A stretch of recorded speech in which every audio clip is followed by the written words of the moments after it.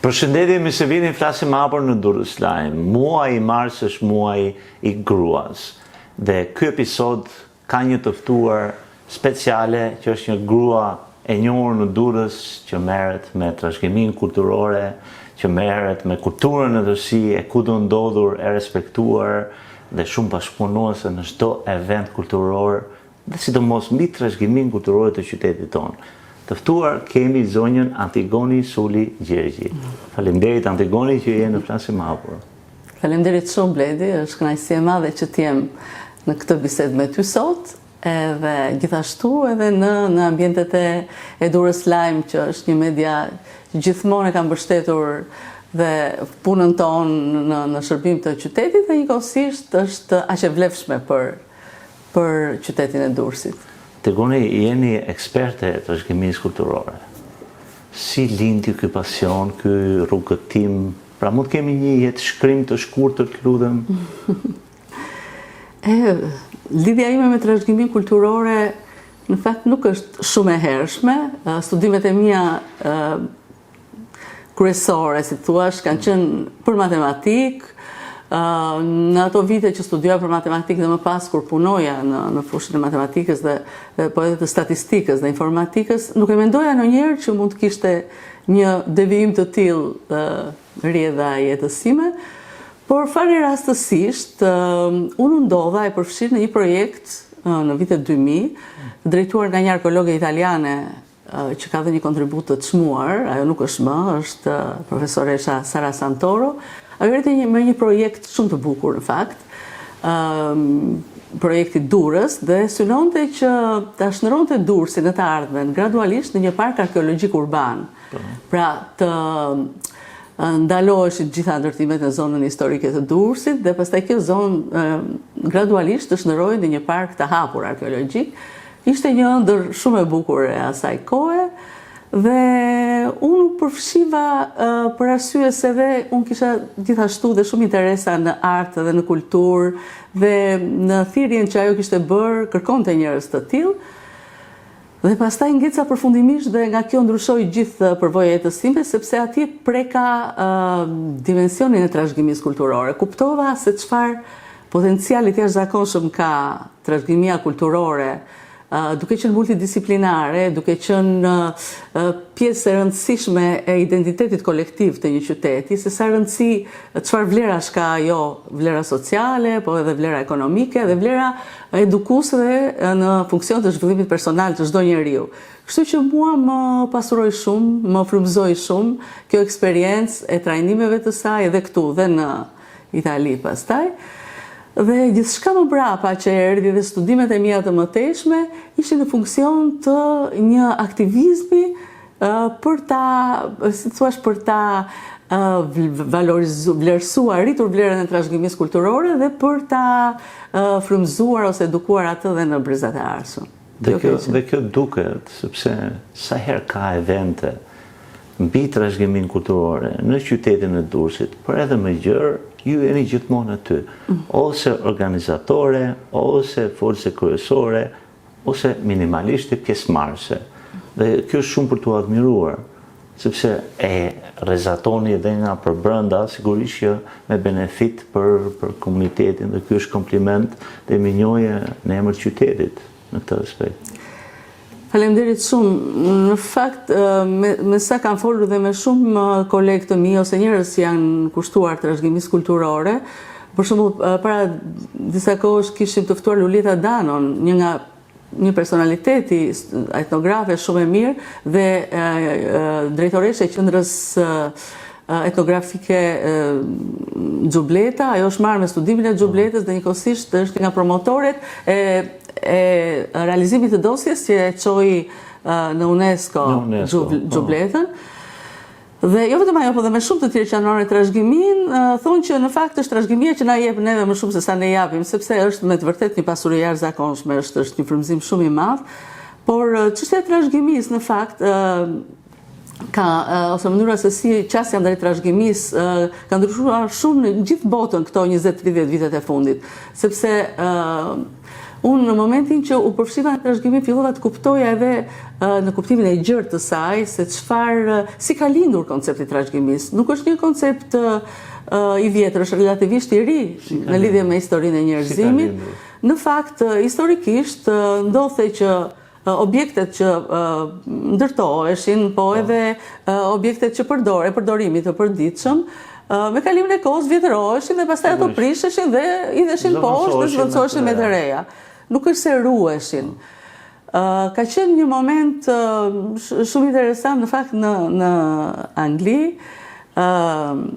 është William Morris, një personalitet, një njeri poliedrik, ishte jo vetëm shkrimtar, poet, përkthyes, arkitekt, shumë i mirë, designer, por edhe njeri që ishte angazhuar edhe në politikë. Në fakt, ishte me qasjet majta socialiste dhe ai për herë të parë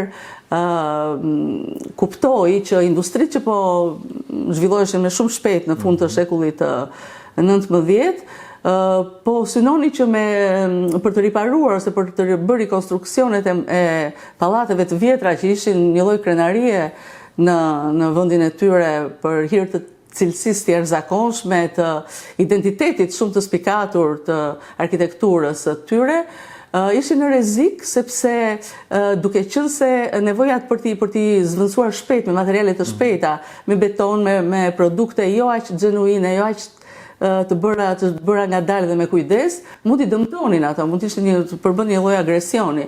Dhe sipas tij, këto pallate duheshin ruajtur për hir të brezave të ardhshëm. Në fakt, bëje fjalë për monumente të cilat vazhdoi të jetoj, po me kalimin e kohës pastaj, ndërkohë filloi të krijojë një lloj shoqate këtyre njerëzve të cilët arkitektëve, arkeologëve dhe pastaj të gjithë profesionistëve të tjerë, është një sër konventash, pastaj dhe nga lidhja e kombeve që u mbështetën dhe që erdhën në funksion të mënyrës se si do t'i qasim, si do t'i ruajmë këto objekte që na kanë mbetur nga e kaluara. Dhe në fakt ishte edhe periudha që dhe lindën muzet edhe në botë, domethënë sepse nuk është se ka pasur njerëz të apasionuar koleksionistë, por në përgjithësi rregullisht e ky që prisheshin dhe rinërtoheshin gjërat. Ideja për t'i ruajtur gjërat, me qëllim që ato të tregojnë historinë e tyre, është e fundit të shekullit 19 dhe gjatë shekullit e 20. Dhe megjithatë, deri para 30 vjetësh, ishte një lloj domeni i një elite të kufizuar profesionistësh, ishte arkitekt, arkeolog, restaurator, dhe pjesa tjetër e njerëzve duke sigurisht çike përjashtuar nga trashëgimia. Dhe në fakt një lloj qasje e tillë vazhdon edhe këtu sepse shikoj që shumë njerëz thonë, po çfarë bëhet atje, duket si një vend i mbyllur, sepse trashëgimia duket si një gjë e vdekur që ka mbaruar jetën e saj dhe nuk ka vlerë përdorimi. Por ajo që ka ndryshuar është hapja ndaj publikut e trashëgimisë dhe fakti që duhet të tregohet, domethënë sidomos të rinjve, po dhe gjithë komunitetit, që kjo trashëgimi, njësoj si arti, nuk është se ka vlerë në vetvete, intrinsic value, nuk ka vlerë përdorimi. Ajo ka një vlerë për atë që tregon, për atë që rrëfen. Dhe në fakt, ato që rrëfehen, që nga mitologjit, që nga besimet që kemi në shoqëri, domethënë, janë esenciale për çdo komunitet, për çdo shoqëri, janë shumë të rëndësishme. Ne të gjithë jetojmë në një realitet virtual në fund të fundit. Ne jemi më shumë të influencuar nga besimet tona, nga imagjinata kolektive, nga ajo që jemi si thua të orientuar të besojmë të gjithë bashkë, sesa nga gjërat që janë konkrete. Kështu që këto marrin vlerë shumë të madhe kur ato tregojnë histori, kur ato formojnë një identitet kolektiv, bëhen pjesë e një identiteti kolektiv. Dhe duke qenë të tilla pastaj, ato kanë vlerë ekonomike që e realizojnë përmes turizmit kulturor, po kanë dhe vlerë shoqërore sepse krijojnë kohezion shoqëror, sepse kur bëhet fjalë për trashëgimin, të gjithë janë dakord aty, domethënë nuk ka të majtë, të djathtë, verior, jugor etj, asnjë lloj ndarje, sepse të gjithë njerëzit bien dakord që ajo është një gjë e çmuar dhe që duhet ruajtur për hir të brezave të ardhshëm. Faleminderit për historikun, faleminderit për mesazhin dhe më vajti në mendje dy gjëra në fakt. E para, për mbështetur këtë që thonin dhe ikoni, e para gjatë bombardimit amerikan në Japoni, pra me 69 kusht 45-ës në Hiroshima dhe Nagasaki, këtë Këtë e di me siguri, pra janë përzgjedhur këto dy qytete, sepse ishin industriale dhe lista i gjatë e qyteteve tjera japoneze për të hedhur bombat atomike nga SBA u eliminuan për shkak se kishin vlera historike dhe kishin godina të trashëgimisë kulturore dhe vetë Amerika pra tha jo, këto nuk do preken, ne do godasim vetëm industriale. Sikurse edhe çdo shtet terrorist apo pushtues, apo organizata terroriste, si Sisi në rastin e para disa viteve, gjëja e parë që bën në Siri, që bën në Irak, që bën në këto vende të lindjes së mesme, që ish Persia e hershme, kanë prishur të gjitha artefektet për të hequr identitetin. Sepse një populli, nëse ja heq trashëgiminë kulturore, identitetin ti asgjëson atë shumë më lehtë se sa ta zgjesosh fizikisht. E qartë. Tani, natyrisht që kur bëhet fjalë për azhësimin dhe për luftrat, kapitali më i çmuar, gjëja më me vlerë që ka është njeriu, është jeta, dhe pastaj trashëgimia është në funksion të jetës, pikërisht sepse pasuron dhe e bën më të bukur jetën, prandaj ka vlerë, ka kuptim. Në rastin e parë, natyrisht që zgjedhja më e mirë është ajo, gjithmonë nuk ka zgjedhje të mirë kur bëhet fjalë për shkatrimin e jetës, por është marrë parasysh fakti që çdo trashëgimi kulturore që përket një komuniteti të caktuar është njëkohësisht e trashëgimi kulturor i njerëzimit. Edhe botërore. Se është dhe botërore, patjetër. Sepse gjithë në fundit gjithë humaniteti, gjithë raca njerëzore është një e tëra dhe çdo vlerë që ekziston diku është gjithmonë në funksion të gjithë të tërës. Kurse në rastin e ISIS pastaj, kur funksionon një lloj, domethënë dominojnë diktatura fetare të cilat funksionojnë me logjikën përfshi dhe përjashtot, çfarë është jona është e mirë dhe çdo gjë që s'është jona është e keqe, pastaj vjetëfishohet dëmi që i bëhet njerëzimit, përveç humbjes së njerëzve, pastaj kur shkatërrohet dhe trashëgimia e tij, pastaj ç'a mbetet më, ç'a i mbetet asaj shoqërie, atij kombi. Kështu që është e tmerrshme. Qendra muzeore në Durrës, si po ecin aktivitetet, jeni shumë aktive në evente të ndryshme dhe sidomos edhe me grupmoshat e reja. Po, patjetër, sepse në fakt funksioni im kryesor është edukimi dhe sikur se thashë edhe më përpara, ajo që kam zbuluar gjatë kësaj eksperience është një pjesë edukimit që quhet edukimi informal në fakt, sepse edukimin formal, akademik, unë e kam mbaruar që të gjithë vetë, kam bërë dhe përtej shkollave, universitetit këtu edhe të tjera brenda dhe jashtë. Gjithashtu kam qenë dhe pjesë shumë trajnimeve që quhen në fakt me gjuhën e UNESCO-s edukim jo formal, pra trajnimeve, seminareve e tjera.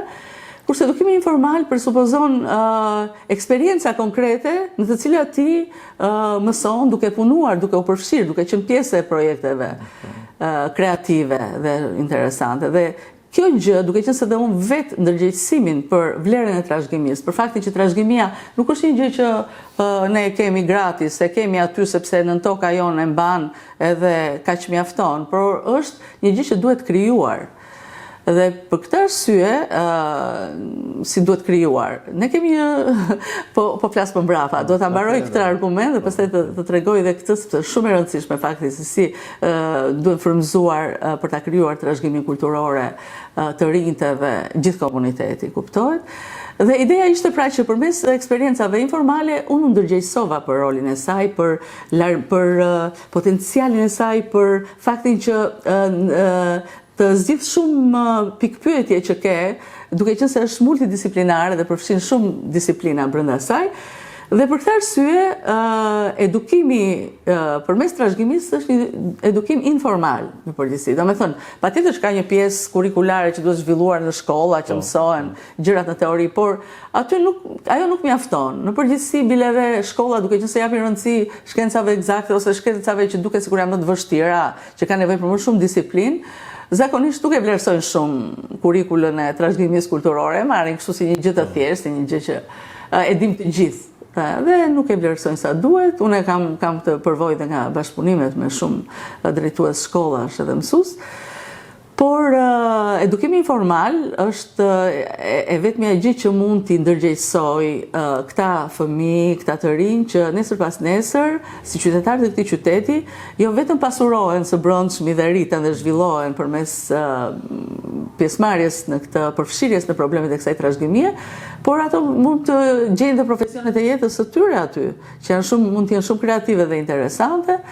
Dhe kjo që nuk është pak, sepse ne kemi nevojë për këta të rinj dhe një qytet mund të zhvillohet vetëm në qoftë se qytetarët e këtij qyteti janë gati të bashkëpunojnë dhe të rindërtojnë strategji ku të harmonizojnë interesat e të gjithëve, se përndryshe pastaj si mund të lulëzojmë, përveç se pastaj mund të kthehet në një arenë lufte ku secili do t'i marrë hapësirën tjetrit edhe ku trashëgimia nuk është për një pikë referimi. Por është vërtet gjuna sepse një qytet 3000 vjeçar, një pasuri e tillë nuk ta fal njeri, do të thënë është një histori që është shumë e shtrenjtë, shumë e çmuar.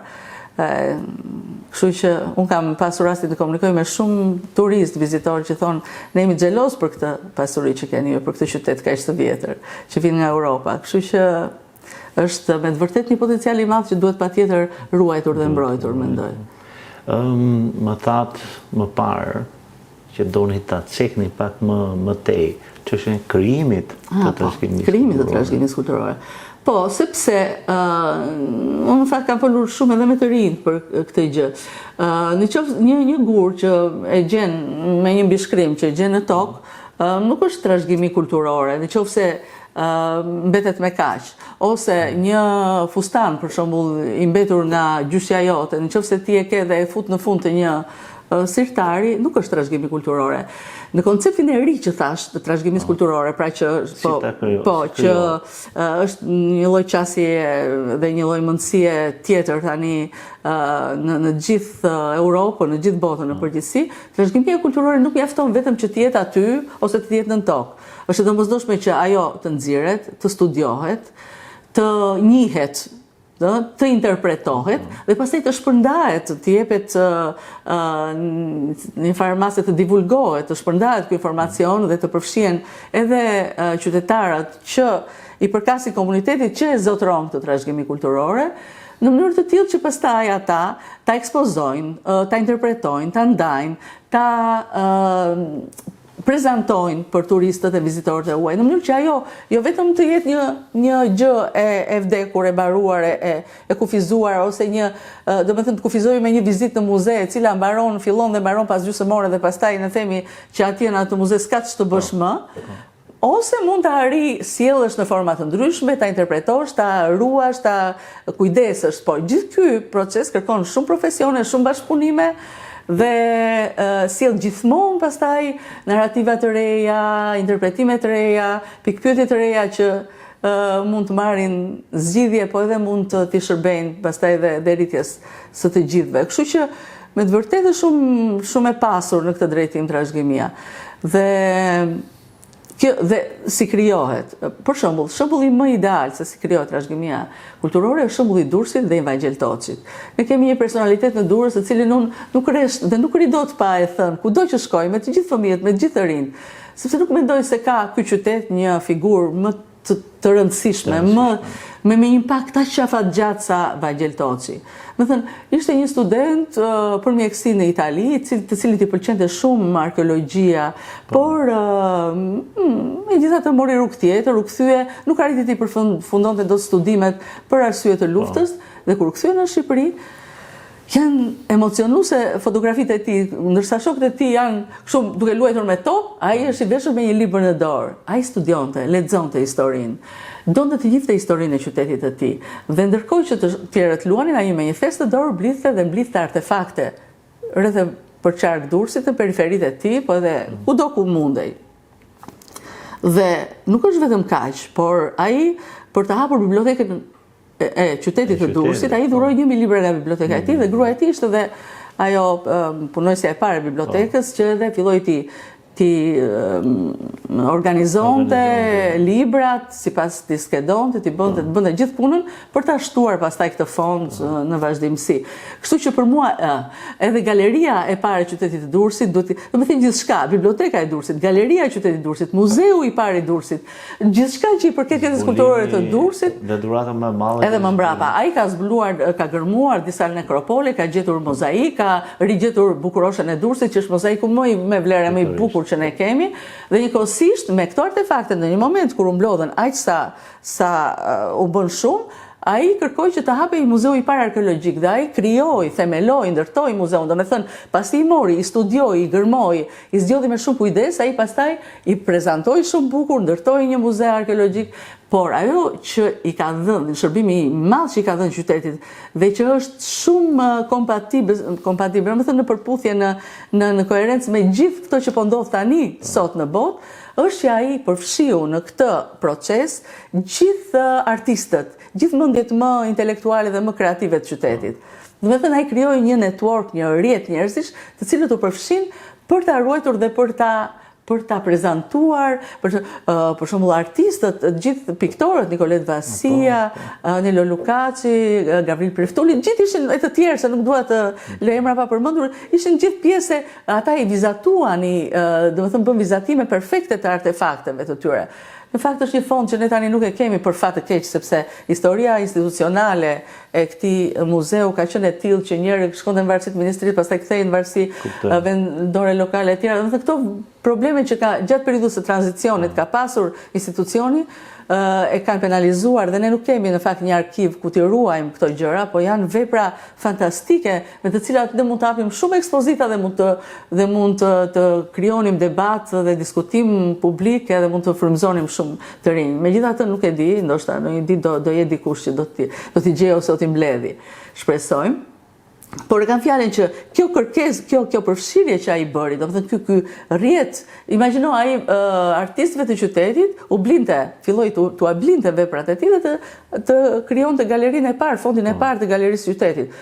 Kupton se çfarë dimensioni të jashtëzakonshëm, çfarë vizioni kishte ky njeri. Dhe ishte ky person që në vitet 60, kur rastësisht gjatë gërbimeve për një ndërtesë të re u zbuluan muret e amfiteatrit, domethënë u ndesh në atë materialin e fortë, betonin e famshëm romak, ai menjëherë kuptoi sepse ai e dinte që ekzistencën e amfiteatrit natyrisht, gjithashtu e mendonte dhe duke pasur parasysh pikat e referimit se ku duhet të ishte, kështu që menjëherë negocioi me Enver Hoxhën, nuk ishte pak, sepse thonë që po mirë ai bëri gjitha këto gjëra sepse kishte mbështetjen e Enver Hoxhës. Po për ta fituar mbështetjen e Enver Hoxhës duhet të negocionte me atë dhe ishte kurajo e madhe sepse ai vitet nga një lloj shtrese që ishte e diskriminuar për të mos qenë persekutuar në kohën e Enver Hoxhës. Me dy presa, mund të humbiste dhe mund të dënojë si shumë intelektual të tjerë që i zhduku Enver Hoxha.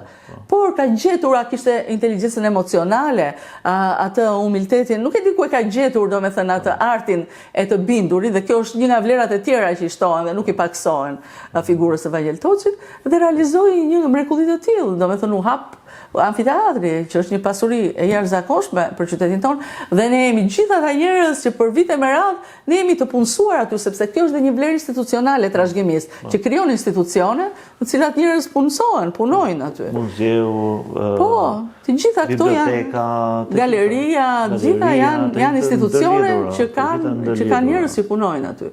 Kështu që unë mendoj që asnjëherë nuk është pak të flasim me respekt, me nderim të jashtëzakonshëm për këtë figurë. Jo, figurë madhështore për qytetin tonë dhe për gjithë vendin.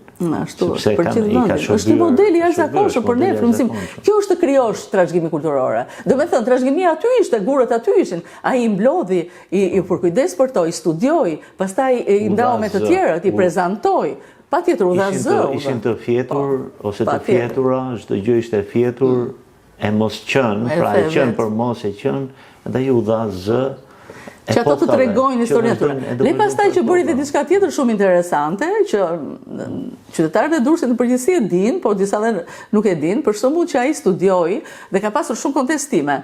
Studioi një nekropol që ishte me gur vari, me gur, sepse edhe periudhat historike ka qenë të tilla, ne kemi për shembull në periudhën klasike një nekropol me varre monumentale prej mermerit, që ishin karakteristika e asaj kohe, dhe njëkohësisht edhe në periudhën helenistike, dhe nga këto kalimet nga aristokracia në demokraci që kanë shoqëruar atë periudhë, varet ishte të thjeshta, një gur varri ku ishte shkruar emri i personit edhe një lam të mirë në fund.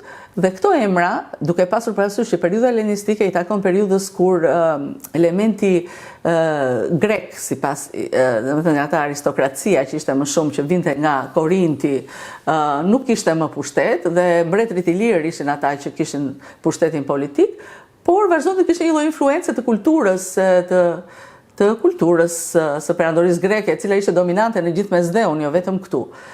Sepse dihet që ajo fjala kulturë dhe koloni kanë të njëjtën etimologji, kolo që vjen nga kultivime, dhe kështu që në fundit edhe kolonizimi është një pushtim kulturor, si thua, një lloj shpërndarje një kulture të caktuar, një lloj dominimi një kulture. Dhe në fakt nuk ishte pak, ishte kultura më e shkëlqyer jo e kohës, por të gjitha kohërave, nuk besoj se periudha greke ka shpërsëritur më me atë madhështitë, me atë pasuri të jashtëzakonshme. Qytetërimi perëndimor etj. Muzeu Arkeologjik i Durrësit. Jo, më fal, dhe jo vetëm për këtë, dhe çfarë bëri Evangel Toci, dhe pasi i mblodhi këta emra që ishin në gurët e varreve, ai propozoi si emra i lirë në një periudhë të caktuar kur në fakt përpiqeshin gjithë që të synonin drejt një identiteti kombëtar. Edhe këta emra i lirë i propozoi si emra të rinj tani, tashmë, domethënë për të në vitet 60-70. Dhe ai krijoi një lloj identiteti, për shembull, nëse një vajzë, për shembull, në Amerikë quhet Enkeleida, çfarë mund të jetë ndryshe përveç se shqiptare, ose Anila, për shembull, ose Taulant, ose Genti, Teuta.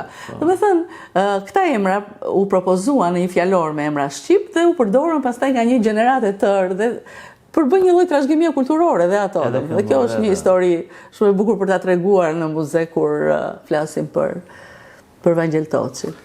Kthehemi tek Muzeu Arkeologjik i Durrësit. Pra, sa vite u bë tashmë që ka qenë në rekonstruksion? U zgjat një çik, në fakt. Jo, kuptohet, sepse pati dëmtime nga tërmeti, etj, dhe pritet të hapet së shpejti. Po, pritet të hapet së shpejti. Pati edhe një problem në strukturë që pastaj u detyruan të ndërhyjnë, edhe sipas specialistëve që janë përfshirë në këtë projekt. Por gjithsesi do jetë më i madh, do të jetë hapur dhe kati i dytë ku do ekspozohen artefaktet që kanë qenë prej kohësh në magazin të periudhave bizantine dhe të otomane të ershme. Pra të artefekte që nuk janë ekspozuar. Që nuk janë ekspozuar, po, sepse ishte i hapur vetëm një kat. Po, kujtojmë vetëm kati i parë. Dhe besoj pritet punë javësh, punë muajsh. Po, shumë shpejt. Edhe s'kemi kohë dhe po nxitohet shumë sepse sezoni do ta gjejë hapur patjetër. Ka shumë turistë, madje edhe miqtan tuaj të cilët duan ta presin. Po komplimente edhe për nismën tuaj, muze jashtë muzeut, patët një nismë shumë të bukur. Ekspozita, po. Në momenti që u mbyllën të gjitha objektet për të nështruar rekonstruksionit, ne i fotografuam ato, bëm ca fotografi shumë cilësore dhe pastaj i ruajtëm për ta pasur muzeun kështu, për ta prekur në mënyrë virtuale, se s'kemi zgjidhje tjetër. Shumë bukur muzej jashtë muzeut. Dhe pastaj kemi shpërndar këtë ekspozitën edhe në qytete të tjera. Cilat qytete? Po, në Elbasan, në Vlorë, në Apolloni, në fakt kemi qenë. Dolim të atësonim dhe në Shkodër, po nuk u përputhëm me ato kalendaret. Megjithatë ajo është aty dhe mund të lëvizit dhe më vonë. Është mund të lëvizit më vonë. Edhe Beratin e kemi në plan, kështu që do ta lëvizim në një dy qytete të tjera. Brezi i ri, sepse bashkëpunoni vazhdimisht, si e shikon kulturën sot? Pra, është e prekur, të gjithë flasim se si teknologjia ka prekur këtë brez. Me shkollën, me zhvillimin artistik, me imagjinatën, me raportet njerëzore, me të gjitha. Po në aspektin tani e kulturës qytetare të gjës. Pra, kur themi kulturë qytetare, kur do të trashëgimia. Sepse në fakt kultura ka dy koncepte, një më të ngushtë që ka të bëjë me produktin kulturor dhe artistik dhe një më të gjerë ku përfshin gjithë vlerat e shoqërisë, besimet, sjelljet, domethënë mënyrat jetuarit. Kështu që bile edhe nga mënyra se si i qasesh këtij koncepti varen dhe politikat që ndërtohen në fakt për zhvillimin e kulturës.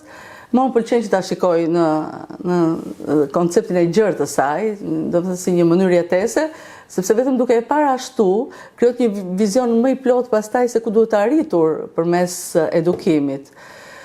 Dhe është ashtu si thua ti që në radhë të parë duhet të ketë një edukim qytetar. Ky shekulli 21 mendoj që është shekulli i qyteteve, ndryshe nga shekulli i shtetkombeve, për shembull, ishte shekulli kaluar, sepse gjithmonë më tepër në qytete po përqendrohen forcat kreative të dedikuara ndaj teknologjisë. Dhe unë patjetër që të rinjt janë të influencuar shumë nga teknologjia, janë syti kanë nga ardhmja, natyrisht, sepse ajo jo vetëm duam apo s'duam ne, ajo imponohet. Domethënë, edhe sikur ti të zgjedhësh të mos ta përdorësh teknologjinë, nuk po ndodh pa të sepse izolohesh nga shoqëria. Je i detyruar ta bësh sepse nuk komunikon dot tjetër, nuk je pjesë, përjashtohesh nga jeta. Kështu që ajo na ka në dorë më shumë se sa kemi ne në dorë. Nuk mund t'i thuash një fëmijë të mos merret me teknologjinë. Por ajo që ne duam të bëjmë është të kuptojmë që ka një hapësirë kreative ku teknologjia mund të përdoret në shërbim të dyjave bashkë. Për shembull, ajo që është bërë te Tora Veneciane, për shembull, Tora Veneciane ka një paketë digjitale shumë kreative, shumë interesante. Jo vetëm një film të animuar që tregon për historinë e qytetit, dhe që është frymëzues, edhe është interesant, por edhe i bukur, por ka edhe me VR ti mund të shikosh në 3D, tre gjëra shumë të bukura. Njëra për shembull është amfiteatri i Durrësit i ngritur në 3D, ashtu siç është i përfituar ashtu si duhet të ketë qenë në fakt. Edhe aty brenda ti futesh dhe përjeton një shfaqje me gladiator. Ti e ke parë dhe si kjo gjë, domethënë që të plotëson perceptimin tënd për këtë monument, sepse kur vetë atje dhe shikon një grumbull rënojash, ti nuk mund ta kesh për perceptimin kaq të plot. Vetëm bindesh që ky artefakt ekziston. Ndërkohë që në momentin që vjen në përballje pastaj në eksperiencë. Kthehet në eksperiencë. Po, sepse në fund të fundit edhe vetë historia është imagjinat, sepse asnjë gjë nuk është e jetuar dhe e parë. Padyshim që është një bashkim i imagjinatës edhe me ato artefaktet. Por vlera e madhe e jona është që ne e kemi si artefakt, sepse ka plot qytete në përbot që të çojnë në një vend, në një park arkeologjik, të thonë që ky park arkeologjik tani nuk ka asgjë, po dikur ka pasur këtë gjë dhe të tregojnë vetëm atë filmin në VR. Dhe nuk ka asnjë gur që të shënjë që të tregoj ose në një gur, kurse amfiteatri është pothuajse i ruajtur, për fat që toka e ka ruajtur, dhe atë, sepse po të mos kishin rënë tërmetet, nuk do të kishim galeritë. Dhe kështu që është fat i madh. Gjithashtu filmat e Eduard Lirit janë ato, domethënë janë filmat mbi bazën e pikturës së Eduard. Është vetëm një pikturë, një gravur, një vizatim i Eduard Lirit, i cili shëtiti në fillim të shekullit të 19 në përgjithë Shqipërinë dhe la vizatimet e veta. Mbi bazën e asaj është ngritur dhe ti kupton se si ka qenë qyteti në atë moment. Është shumë e bukur, dhe të tilla gjëra ne mund të bëjmë pafund këtu. Për termat romake, për shembull, do ishte një mrekulli, sepse termat romake janë tregues shumë i rëndësishëm i zhvillimit të qytetit në periudhën romake. Por mbi Bizantin është bërë, por domethënë ka shumë hapësira dhe këto objektet e muzeut, gjitha janë shumë interesante për t'i përfituar në një formë tjetër. Geja, për shembull, perëndesha e pjellorisë për ta plotësuar, për ta risjellë në një formë tjetër etj. Kështu që domethënë ka shumë hapësirë që teknologjia të përdoret për ta bërë më interesante trashëgimimin, për ta pasuruar. Unë do doja që në këtë momentin e parë të muzeut i kishim këto, por ndoshta edhe më vonë mund të pasurohet. Jemi kaq të pasur si qytet, teje të pasur. Urojmë të jemi të pasur në vazhdim edhe për të ndjerë të pasur ne si qytetar të këtij qyteti kaq të mrekullueshëm. Ashtu është.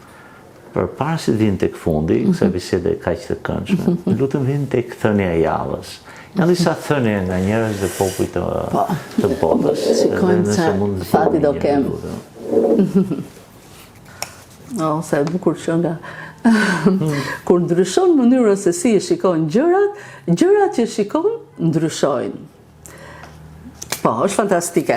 E di çfarë më sjell ndërmend kjo gjë për shumë mua?